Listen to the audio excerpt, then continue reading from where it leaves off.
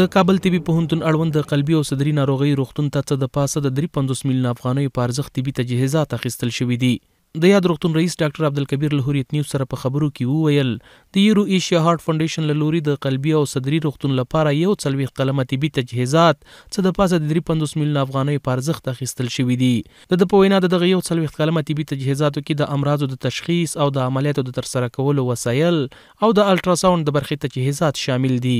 وسایل چې د یورو ایشیا هارت فاونډیشن د خوا موږ سره کومک شوی دی نو هغه 41 قلمه اجناس دي چې مجموعاً ارزښت په هیرو باندې 15 لکه او 22,900 یورو کېږي.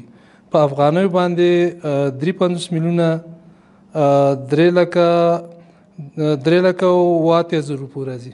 همدارنګه ډاکټر عبدالکبیر زیاته کړه تر دې دمه په دغه روغتون کې 11 د زړه د خلاصولو کامیاب عملیاتونه ترسره شوي چې په شخصي روغتونونو کې پرې لوی مصارف راځي. د په خبره دغه عملیاتو ترڅنګ په قلبي او صدري ناروغیو روغتون کې د سینې د زړه ستوني او پوزې بریالي عملیاتونه ترسره شوي او تر دې دمه د یادې برخې ګڼ شمېر ناروغان دغه روغتون ته مراجعه کوي.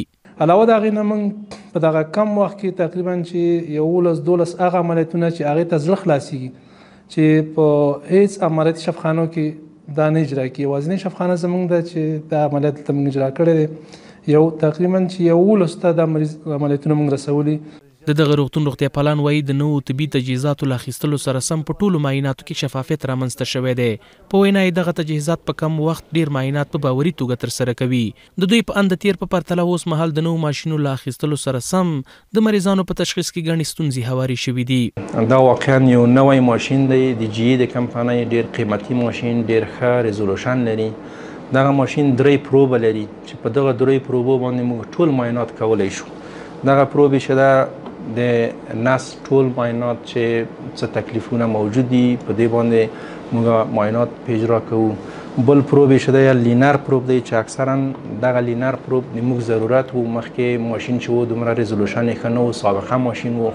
اوس الحمدلله دغه ماشین چې موږ سره کومک شوی دی په دغه سره د موږ په تشخیص کې ډیر مشکلات حل شوي دي. د تیرو وسایلو سره لږ څه مشکلات هم درلوده بعضې وسایل هم نه درلوده چې د نوي مسایلو سره انشاءالله امکانات ښکلي شوي دي. اوس عین مریضانو ته دی چې لږ زر ریپورټ ورکولی شو او بعضې شیان ښه د مدرن شوي دي او بعضې معاینات انشاءالله چې په ډېر سهولت باندې مریضانو ته ورکولی شو. ناروغان اوس مهال د بشپړ روغتیا احساس کوي.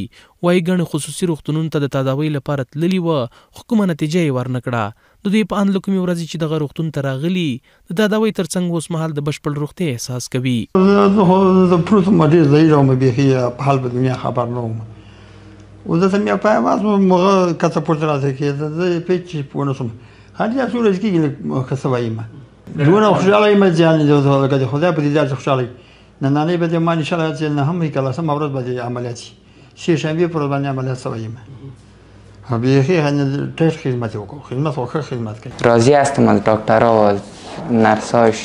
شبم میآیند روزم میآیند احوال میگیرند و نانشم خوب است فوق العاده است.